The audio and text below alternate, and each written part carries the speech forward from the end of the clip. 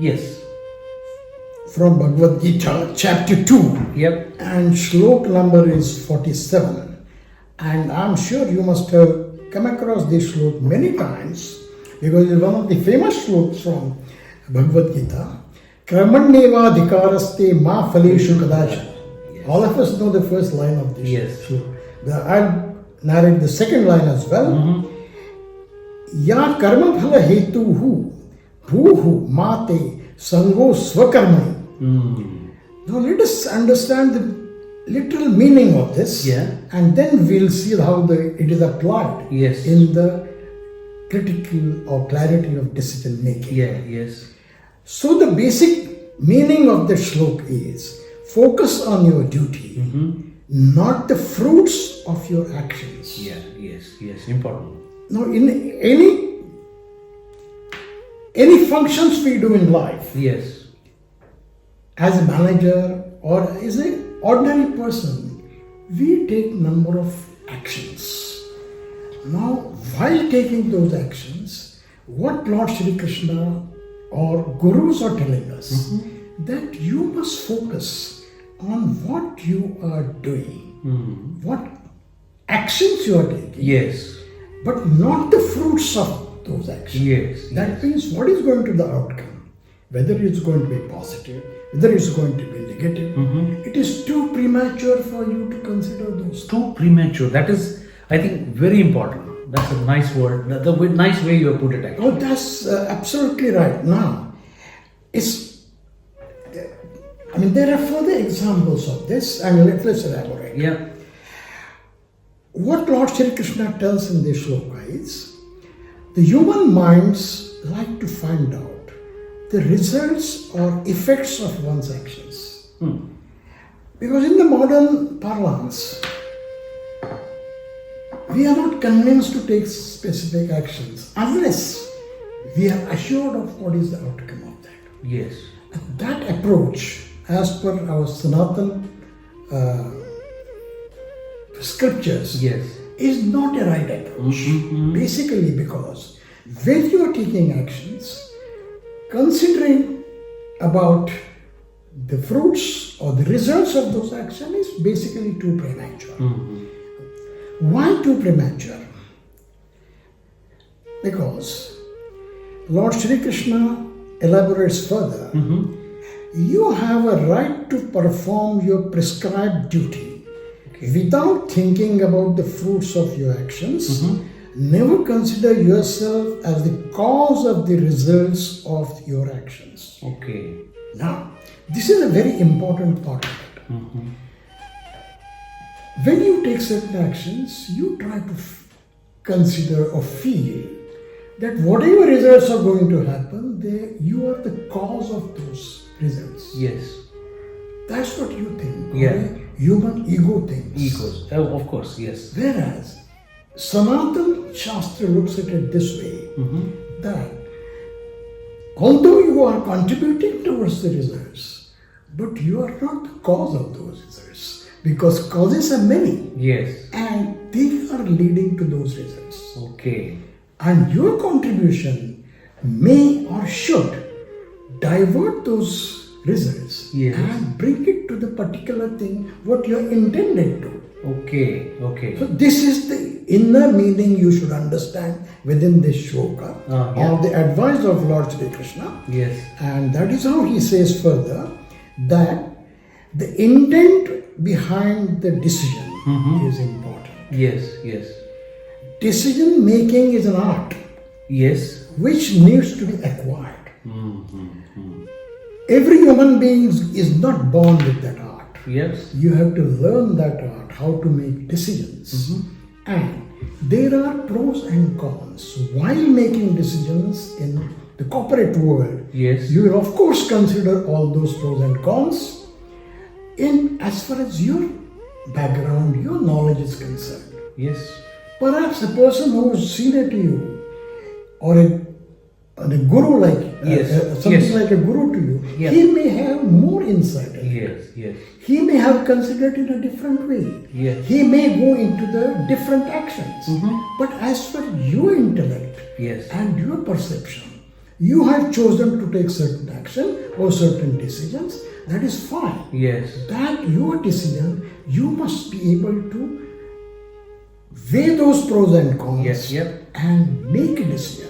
Okay. That is why it is important to learn how to make decisions. They say that Bhagwat Geeta teaches us, there's a modern word we say leading as in through an example. Wow, yeah. How would you say that Bhagwat Geeta has taught us or demonstrated that leadership, leading through the example? Yes, I'll just add one more sentence here on this decision making, and then we'll go on to that. Yeah.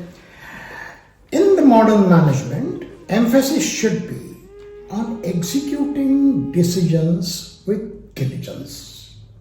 Diligence is a very important word here. Yes. Once a decision is made, thereafter the focus of the not only manager, the entire team or its organization must be to implement those decisions or execute those decisions with diligence. Yes. And not being overtly attached to the outcomes. Good managers make clear decisions based on process. Yes. Rather than bias towards the outcome. So here also modern science of management tells us not to bother about outcomes. Once you have made decisions, implement them or execute them with diligence. Let us now proceed to the question what you indicated. Yes, that is about the leadership. Yes. Through example. Yeah. And I will quote here a shlok from Bhagwat Geeta, chapter 3, shlok number 21. Yes. And this is not a very well-known shlok, but let us see what it says. Yeah.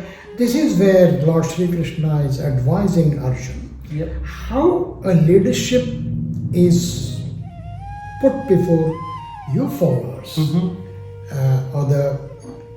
you are putting your examples to your followers, which they will follow for taking their own actions.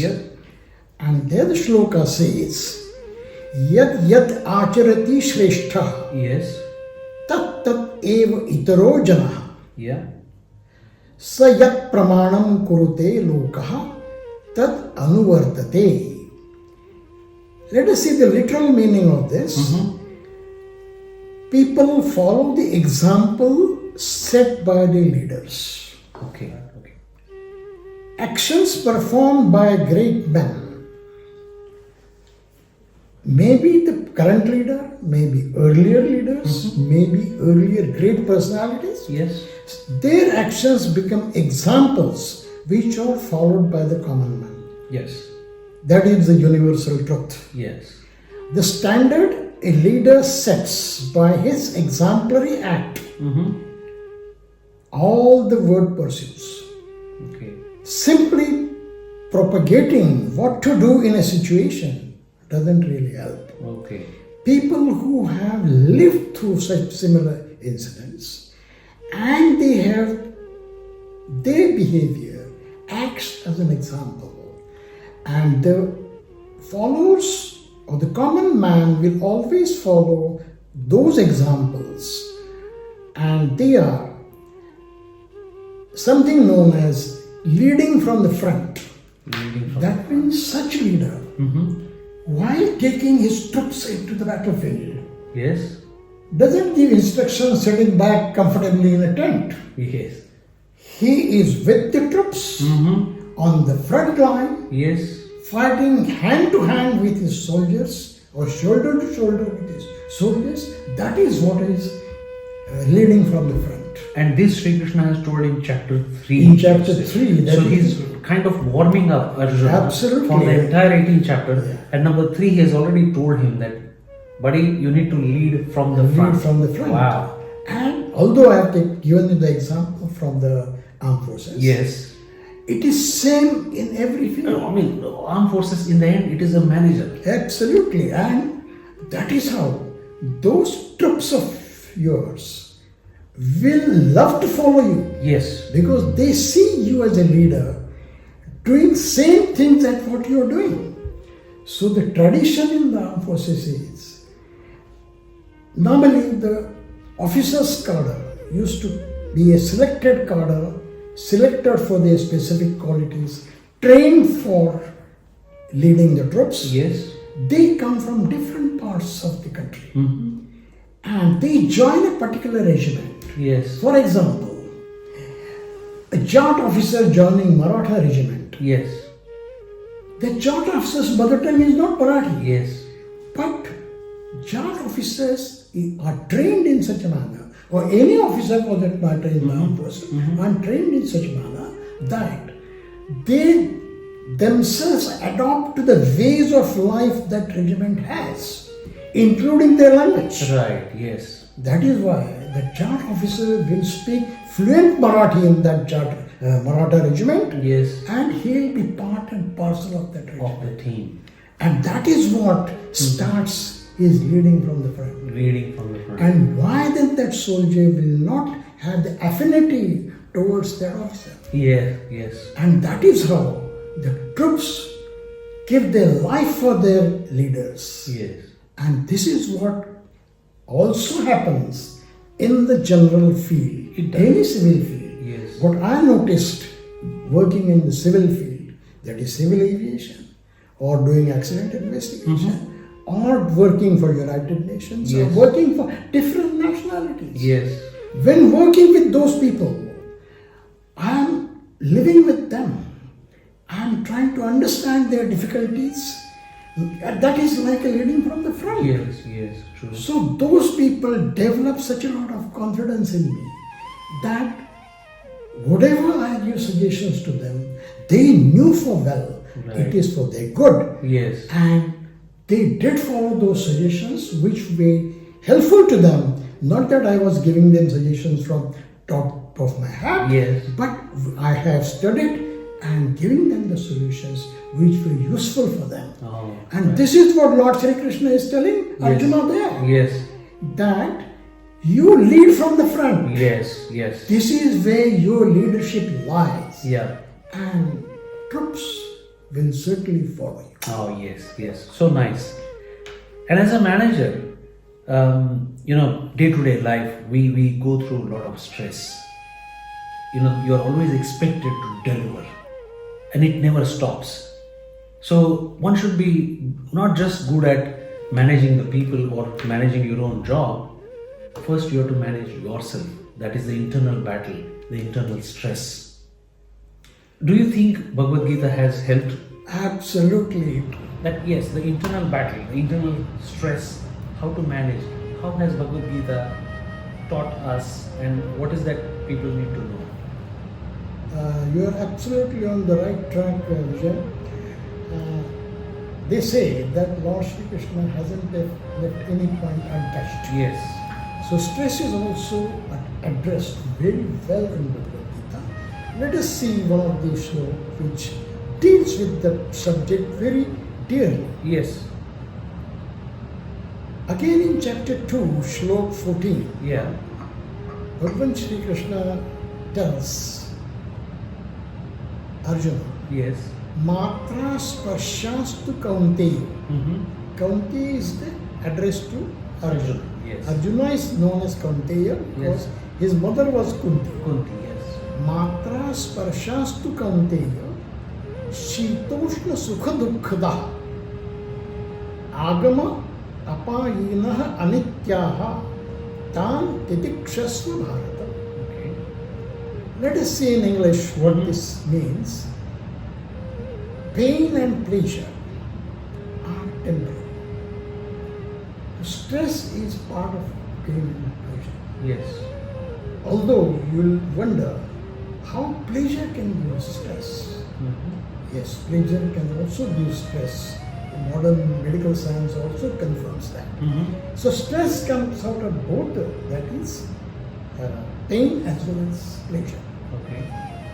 But Lord Sri Krishna tells us that pain and pleasure are temporary, they're transient. Mm-hmm. And he advises us, you need to develop the art of enduring them. That is what is the literal meaning of this shloka. Let us see what is the further narrated in that shloka. I think that word Shitoshna is that Shita is cold, Ushna is hot. Correct. So it's like the hot and cold. Hot and cold, and Yes. Lord Krishna advises there that one must learn to treat both of them equally. Yes. And do not get perturbed if you feel cold because of sheath or cold, Yes. and you feel hot, or like me, I am perspiring. Yes. Don't get perturbed with that. Okay.